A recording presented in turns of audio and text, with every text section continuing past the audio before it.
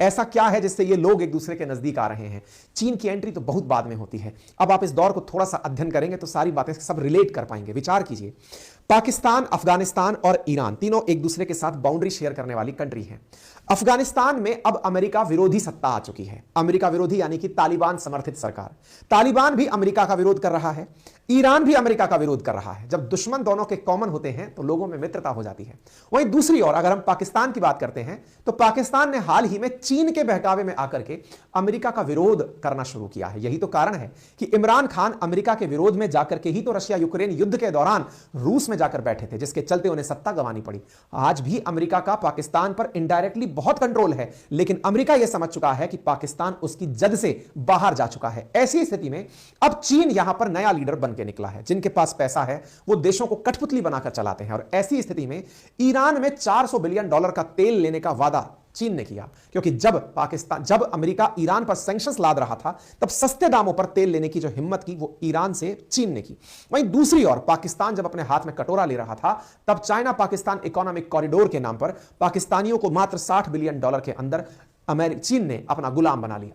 कहने का मतलब यह है, और देखिए पाकिस्तानी लोग बड़े ही क्या कहें तो सनकी प्रकार के लोग हैं। उन्हें केवल यह दिखा कि चीन भारत विरोधी है तो चलिए इसके साथ चल पड़ते हैं। इनके पास में अपने स्तर का दिमाग भी नहीं है कि वो तुम्हारे को ही गुलाम बनाने का प्रयास कर रहा है। हो सकता है किसी को कभी बाद में समझ में आए, लेकिन वो केवल इसलिए कि पीओके से होकर सड़क आ रही है। हमको तो इंडिया 2 बार मार चुका है, 3 बार मार चुका है, चूंकि अब चीन बीच में आ गया है, अब हमारी पिटाई नहीं लगेगी।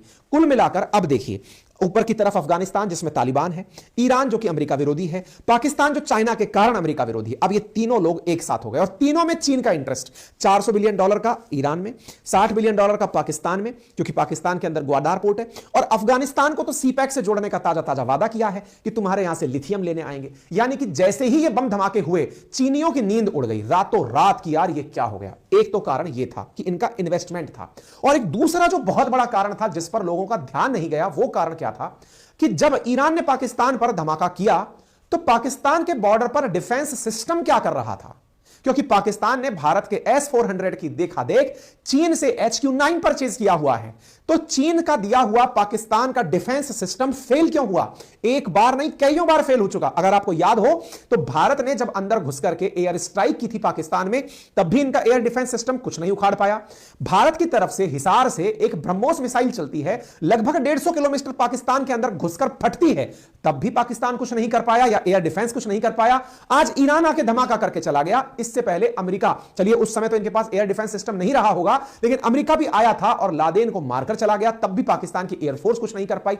अब चूंकि इसके पास एयर डिफेंस सिस्टम पाकिस्तान के पास चीनी है, तो ऐसी स्थिति में अब दबे स्वरों में यह आवाज निकलने लगी है कि इतने पैसे में खरीद तो लिया, लेकिन यह सिस्टम बार बार फेल मार रहा है। इसका अंदाजा आप इस बात से लगा सकते हैं कि विगत वर्षों में चीन का जो डिफेंस एक्सपोर्ट है वो लगभग 1/4 तक घट गया है। आगे तथ्यात्मक जानकारी भी देंगे। तो कुल मिलाकर मतलब यह निकला कि चीन ने जो पाकिस्तान को डिफेंस करने के लिए एयर डिफेंस सिस्टम दिया है वो पूरी तरह फेल मार गया है। बिन लादेन के बाद तो पाकिस्तान के डिफेंस सिस्टम की बहुत बेइज्जती हुई थी कि तुम्हारे घर में घुस करके यूएस मार कर चला गया, तुम कुछ नहीं बिगाड़ पाए। साथ ही साथ पाकिस्तान ने तो यह तक कहा कि अमेरिका हमें कब मार गया हमें पता ही नहीं चला। साथ ही साथ वर्ष 2013 के अंदर मिलिट्री फेलियर रिपोर्ट में निकल के आया कि अमेरिका घुसकर लादेन मार गया और हमें पता नहीं चला। उसके बाद में पाकिस्तानियों की बेइज्जती तब हुई जब भारत ने 2019 में घुसकर पाकिस्तानी एयर स्पेस में जाकर के एयर स्ट्राइक की थी और पूरी तरह से हम इसको कामयाब करने में हुए थे, तब भी पाकिस्तान का एयर डिफेंस सिस्टम कुछ नहीं कर पाया। 2022 में ब्रह्मोस मिसाइल जब इंडिया से चल करके हमारी सुपरसोनिक मिसाइल पाकिस्तान में गई, तब भी इनका एयर डिफेंस सिस्टम कुछ नहीं कर पाया। ऐसी स्थिति में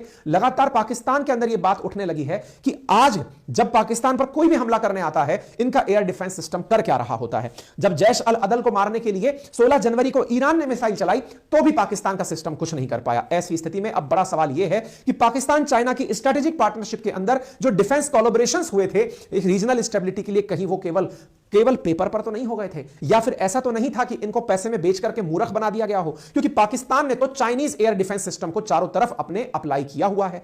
इतनी भारी भरकम तकनीकी इन्होंने ली हुई है है, low to medium altitude air defence system लगाया हुआ है। पाकिस्तानी सेना 2017 से इसे यूज कर रही है, लेकिन इसका कुछ नहीं काम हो पाया। इवन L80 जो है, जिसको रेडी टू फायर सिस्टम कहा जाता है, जो 40 किलोमीटर की रेंज में कभी भी मार कर सकता है, ना तो वो काम कर पाया। इसी के साथ साथ पाकिस्तान ने भारत की देखा देख S-400 के स्थान पर चीन से HQ-9 नामक एयर डिफेंस सिस्टम खरीदा, जो कि रूस के S-300 के समकक्ष है। इसको इन्होंने परचेज किया, ये भी कुछ नहीं कर पाया। ऐसी स्थिति में इनका यह दिखावा, जिसके तहत ये बार बार लोगों को चला चला के दिखाते हैं कि हमारी सरहदें सुरक्षित हैं, पाकिस्तानियों में चीनियों के बने हुए प्रोडक्ट के ऊपर से अब विश्वास हटने लगा है। वहीं दूसरी ओर भारत के पास रूसी मेड S-400 है, जो दुनिया का सबसे ज्यादा उन्नत air defence missile defence system माना जाता है।